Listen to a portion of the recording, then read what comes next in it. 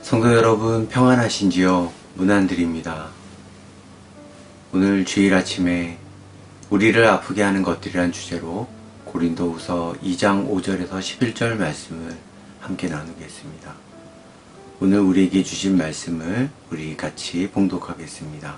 시작. 누가 마음을 아프게 하였다면 실은 나를 마음 아프게 한 것이 아니라, 과장하지 않고 말해서 어느 정도는 여러분 모두를 마음 아프게 한 것이라 하겠습니다. 여러분 대다수는 그러한 사람에게 이미 충분한 벌을 내렸습니다. 그러니 여러분은 도리어 그를 용서해주고 위로해 주어야 합니다. 그 사람이 지나친 슬픔에 짓눌리는 일이 없도록 해야 합니다. 그러므로 나는 여러분이 그에게 사랑을 나타내어 보이기를 권합니다. 내가 그 편지를 쓴 것은 여러분이 모든 일에 순종하는지를 시험하여 알아보려는 것이었습니다. 여러분이 누구에게 무엇을 용서해주면 나도 용서해줍니다. 내가 용서한 경우가 있다면 그것은 그리스도 앞에서 여러분을 위하여 용서한 것입니다. 그렇게 하여 우리가 사탄에게 속아 넘어가지 않으려 하였습니다. 우리는 사탄의 속셈을 모르는 것이 아닙니다. 아멘. 오늘 주신 말씀은 바울이 고린도 방문을 약속해 했는데 그것을 취소하면서 생긴 바울과 고린도 교회에 대한 공격, 또 바울의 사도직에 대한 의심과 관련된 것들에 대해서 바울이 어떻게 대처하고 어떠한 자세로 그것을 대하고 있는지를 우리가 함께 알아보는 시간을 가졌으면 좋겠습니다. 아마 이러한 공격은 바울을 개인적으로 공격하기 위한 어떤 사람에 의해서 취해졌던 것으로 보입니다. 어떠한 이유에서든 그 공격은 바울의 개인적인 아픔을 넘어 공동체 전체에 영향을 주는 아픔이 되었다고 성경은 기록하고 있습니다. 고린도후서 1장 12절에서 2장 5절까지의 설명은 성도를 사랑하는 바울의 마음을 엿볼 수가 있습니다. 방문 계획을 수정할 수밖에 없었던 이유가 구구절절 아주 애절하게 느껴집니다. 그런데 이 모든 것의 전제는 고린도후서 1장 8절, 9절에서 잘 나타나고 있습니다. 제가 읽어드리겠습니다. 형제자매 여러분, 우리가 아시아에서 당한 환난을 여러분이 알기를 바랍니다. 우리는 힘에 겹게 너무 짓눌려서 마침내 살 희망마저 잃을 지경에 이르렀습니다. 우리는 이미 죽음을 선고받은 몸이라 느꼈습니다. 그렇게 된 것은 우리 자신을 의지하지 않고 죽은 사람을 살리시는 하나님을 의지하게 하기 위함이었습니다.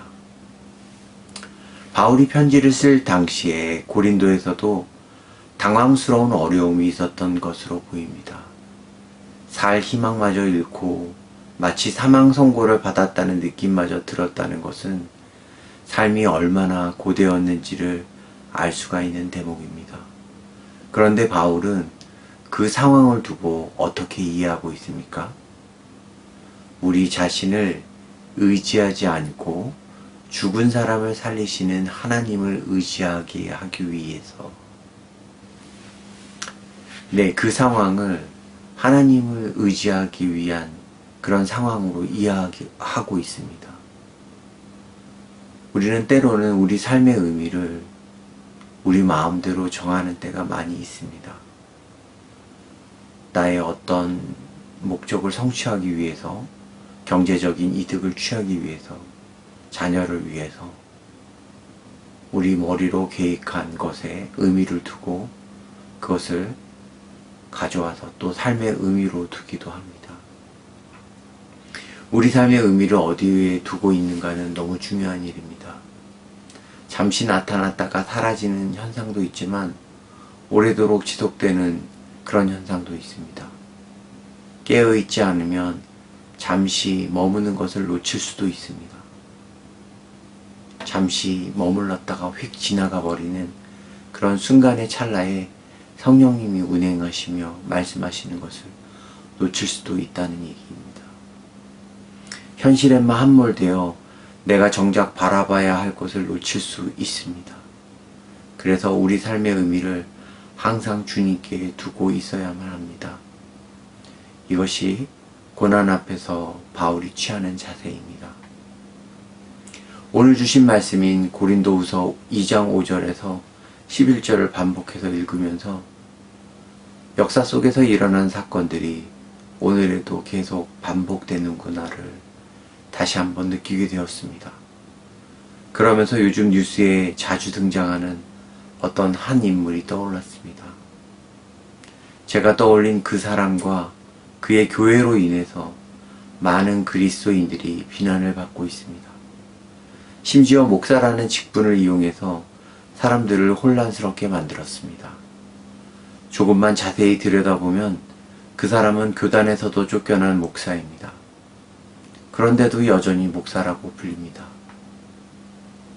그분으로 인해서 목사님들에 대한 인식도 많이 바뀌었습니다.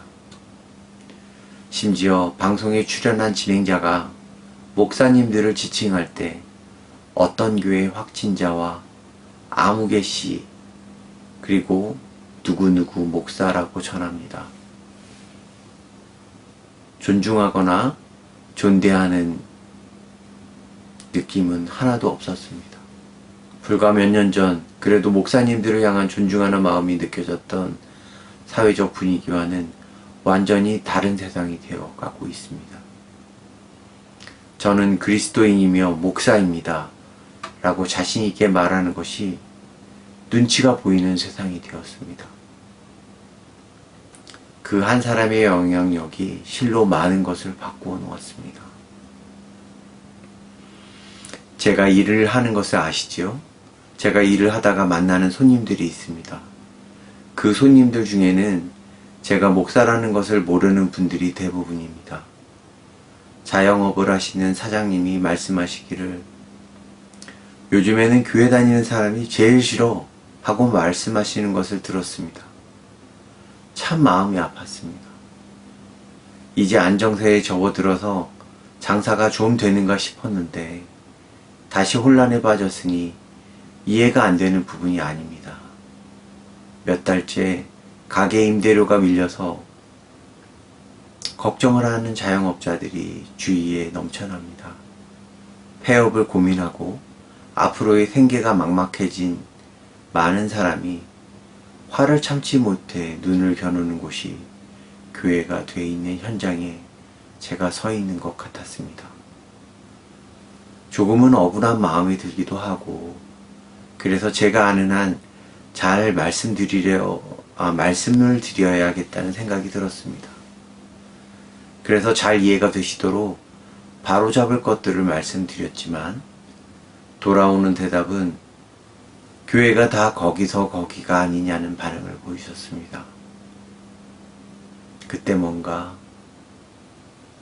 제 머리에 얻어맞는 듯한 기분이 들면서 깨달음이 있었습니다. 맞아, 내가 지금 뭘 하고 있는 거지? 색으로 여러 사람들을 구분할 수 있다면 그리스도인들을 파란색으로 분류했다고 생각해 봅시다. 우리를 온통 파란색으로만 인식하는 사람들에게 이렇게 얘기하고 있는 것 같았습니다. 그러니까 뉴스에 나오는 그 파란색은 말이죠. 코발트빛이 좀 더 강하게 섞이고 분홍이랑도 섞여서 진짜 파란색이 아니에요. 우리 파란색은 좀 달라요. 맞습니다. 억울합니다. 우리의 진정성과는 좀 다른 부분이 많이 있습니다. 그렇다고 파란색의 구체적인 부분까지 설명하는 것은 더 구차한 일이 될지도 모르겠습니다. 말을 더 하다 보면 분명 원하지 않는 실수가 생길 수도 있으니까요. 단지 실수 때문에 참아야 하는 것은 아닙니다. 그럼 무엇을 해야 할까를 생각해 보았습니다. 먼저 우리가 꿈꾸고 바라는 하나님의 나라가 파란색이라면 지금 그 파란색이 변질되어 있다는 것을 인정하는 것입니다. 그 변질된 부분을 바로잡으려면 그들과 똑같은 방법으로 광고도 하고 맞서서 싸워야 할까요? 진실을 알려야 한다는 측면에서 그런 방법들을 하착해 보는 것은 아닙니다. 그러나 보다 성경적인 방법이 무엇인지 오늘 말씀을 통해서 생각해 보는 시간이 되었으면 좋겠습니다. 2장 7절에서 8절을 보니까 바울이 권면하는 내용은, 그리고 우리에게 전해주는 메시지는 용서하라입니다. 구체적인 내용을 보면 오늘 말씀에 등장하는 바울을 공격한 어떤 사람은 충분한 벌도 받았고 자기의 잘못에 대해서 회개하고 있는 듯이 보입니다. 이미 그런 상태에 놓인 사람의 영혼이 지나친 슬픔에 짓눌리는 것을 바울이 염려하고 있습니다. 어떻게 그럴 수 있죠? 오늘날 벌어지고 있는 상황을 바울이 권면하고 있는 상황에 대입해 보면 쉽지 않다는 것을 느낄 수 있습니다. 솔직히 저는 목사이지만 오늘의 상황에 대해서 용서가 쉽지 않습니다. 뉴스에서 교회가 단골 메뉴처럼 불려지게 된 현실을 만들었고 그리스도인들을 수치스럽게 만든 장본인을 어찌 쉽게 용서할 수가 있겠습니까? 정치적 성향이나 개인의 취향을 떠나서 사람들을 위험에 빠뜨리는 무모함에도 화가 나기도 합니다. 근거 없는 얘기로 사람들을 분열케 하고 종교인으로서 지켜야 할 선을 넘은 지 오래되어 보이는 거짓 선지자의 모습을 보이는 그를 용서하라니요.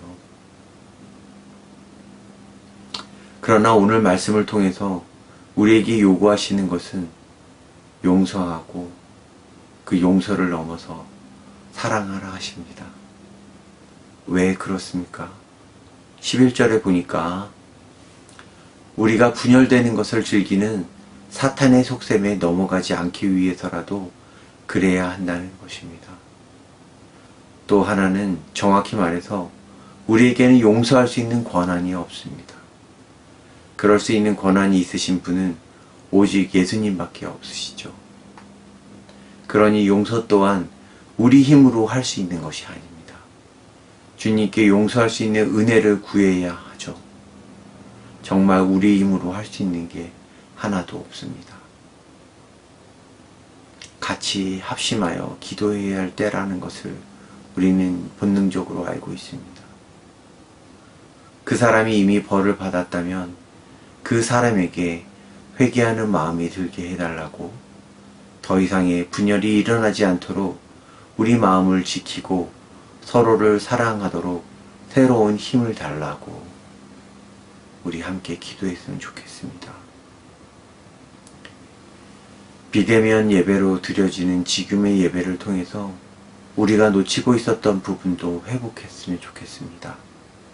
모이는 교회뿐만 아니라 흩어지는 교회로서 우리가 각자의 자리에서도 진정으로 예배할 수 있다는 것을 배우고 느끼는 시간이 되었으면 좋겠습니다.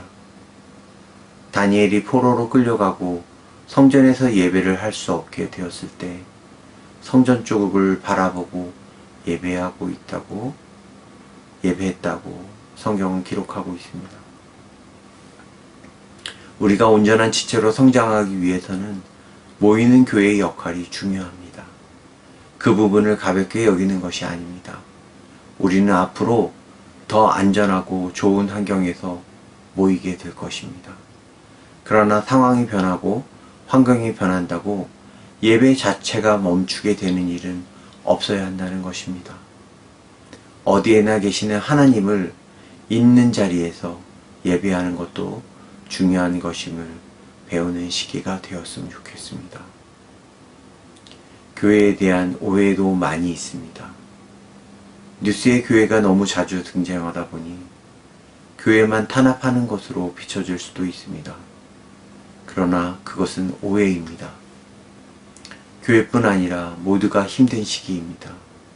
아이들은 학교를 가지 못하고 부모들은 아이들을 챙기느라 안 그래도 힘이 드는 가운데 서로가 더 힘든 처지에 놓이게 되었습니다. 학교도, 직장도, 개인 사업장도, 운동시설도 다 멈추었습니다. 사실 그동안 교회에 대한 부정적인 시선들이 차곡차곡 모아져 쌓여가고 있었습니다. 제왕 같은 목회자들이 누리는 부정적인 사건들이 알려지게 되고 성추문과 교회 분쟁의 소식들이 더해지고 있었습니다. 일반 사람들은 이단의 교회도 교회로 인식합니다. 더 이상 교회에는 소망이 없다고 손가락질하며 심지어 비하하는 용어로 기독교를 표현하는 시대를 살아가고 있습니다. 예수님의 이름에 먹칠을 하는 지금의 현상들이 심히 걱정스럽고 부끄럽습니다. 우리와 자주 비교가 되는 카톨릭에는 주어질 권위를 벗어던진 신부님들이 등장하며 존경을 받고 있습니다. 오히려 그분들이 더 목사님 같다는 얘기도 들립니다. 사회의 어둡고 소외된 곳을 잊지 않고 지키고 있으며 어떠한 이권이나 정치적인 세력에도 가담하거나 연합하여 나서는 일이 없습니다. 우리나라에서도 명동성당으로 숨어든 사회적 약자에 대해서 더 이상 공권력을 행사하지 않던 시절이 있었습니다. 민주화 운동이 활발하게 일어났던 시기의 일들인데요. 명동성당이라는 장소를 성역으로 인정해 주었기 때문입니다. 이런 인정이 하루아침에 이루어진 것일까요? 바르게 생각하고 바르게 말하고 바르게 행동하였기 때문에 그 문턱을 감히 넘어서지 못한 것이라고 생각합니다. 만약에 비슷한 일이 우리가 잘 알고 있는 큰 교회에서 일어났다면 교회 관계자가 먼저 신고했을 거라는 우스갯소리가 쓴 웃음을 짓게 합니다. 우리 교계에도 억울한 면도 있습니다. 미담이나 좋은 소식은 나쁜 소식들만큼 잘 전해지지는 않는 것 같습니다. 얼마 전에 기독교 소식을 다루는 신문에 실린 미담입니다. 8.15 집회 이후 다시 코로나19의 확산으로 인해서 교인들의 생활이 어려워지자 일산의 한 교회는 다음과 같은 결정을 내렸다고 합니다. 교회 예배당 보증금을 빼서 전 교인에게 기본소득으로 나누어 준다. 코로나가 종식될 때까지 비대면으로 예배하며 교회의 공간은 더 작은 곳으로 이주한다. 이런 내용입니다. 이 어려운 시기에 어떻게 예배할 것인가 라는 가치에 목회자 모두가 공감하면서 이와 같은 시행을 결정하게 됐다고 말했습니다. 또 우리 교회는 작고 가난하지만 우리 같은 교회가 많아지면 한국 교회가 사회에서 달리 보이지 않을까 생각한다. 신뢰와 믿음이 가지 않을까 싶다. 작은 것 하나라도 나누는 교회가 많아졌으면 한다. 고 말했다고 합니다. 이 어둡고 힘든 시기에 한 줄기 빛이 되어주는 따뜻한 미담입니다. 이 뉴스를 접하면서 마음속에 뭉클한 무언가가 올라온 듯한 느낌을 받았습니다. 사실 우리 예수마을 교회도 일반적인 교회들이 추구하는 외형적인 것에 관심을 두지 않고 하나님이 기뻐하시는 교회다운 모습으로 쓰임받기 위해서 애쓰는 교회라는 것을 우리 예마가족 여러분들은 잘 아실 것입니다. 우리 교회가 생기 첫 달부터 지금까지 선교사님들 후원과 어려운 가정을 구제하고 섬겨온 것은 우리 교회의 자랑입니다. 이처럼 아름다운 이야기를 전해주는 건강한 교회들이 많아져서 한국교회를 변화시킬 것이라고 저는 믿고 있습니다. 그것이 또 우리 교회가 존재하는 이유이기도 합니다. 우리의 목소리가 너무 큽니다. 우리의 힘이 너무 커졌습니다. 너무 큰 소리들 때문에 우리의 기도 소리가 들리지 않나 봅니다. 너무 커진 힘이 부추겨서 우리에게 슬며시 욕심도 생겼나 봅니다. 더 이상 현실에 함몰되지 말고 분열과 비방과 좋지 않은 시선으로부터 벗어나야 합니다. 그것의 뻔한 결과가 사탄의 속셈이라고 바울은 경고하고 있기 때문입니다. 그리고 쉽지 않지만 우리를 아프게 하는 것들에 대하여 용서해야 합니다. 그리고 사랑할 수 없을 것 같은 그것을 사랑해야 합니다. 정말 쉽지 않습니다. 우리 힘으로 하려면 가능하지도 않습니다. 오직 예수님만으로 가능합니다. 예수님만이 우리 삶의 의미가 되십니다. 우리가 뜻하는 모든 것이 주를 위해 하는 것이 되시길 축복하는 마음으로 기도합니다. 우리 오늘 주신 말씀을 기억하시면서 잠시 기도하는 시간을 갖기 원합니다.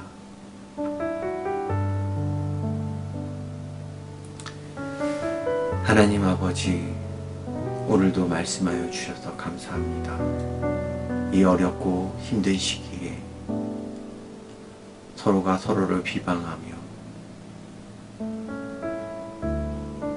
네가 가지고 있는 색깔은 본질에서 벗어났어. 이 색이 맞는 색이야. 누가 누구를 가르치며 누가 누구를 흉볼 수 있단 말입니까? 주님, 저희를 불쌍히 여겨 주시옵소서. 잘못 흘러가고 있는 우리 신앙의 흐름들이 있다면 바로 잡을 수 있는 용기도 허락하여 주시고, 그렇다고 그것을 비방하는 마음과 서툰 말들로 더 이상 싸움이 되지 않게 저희들의 마음도 붙잡아 주시옵소서. 서로 용서하며 사랑할 수 있도록 저희의 마음과 지경을 넓혀 주시옵소서. 우리의 마음을 아프게 하는 것들이 있습니다. 그런 것들을 용서할 수 있도록 주님 은혜를 베풀어 주시옵소서. 이 모든 말씀 우리 주 예수님의 이름으로 기도드렸습니다.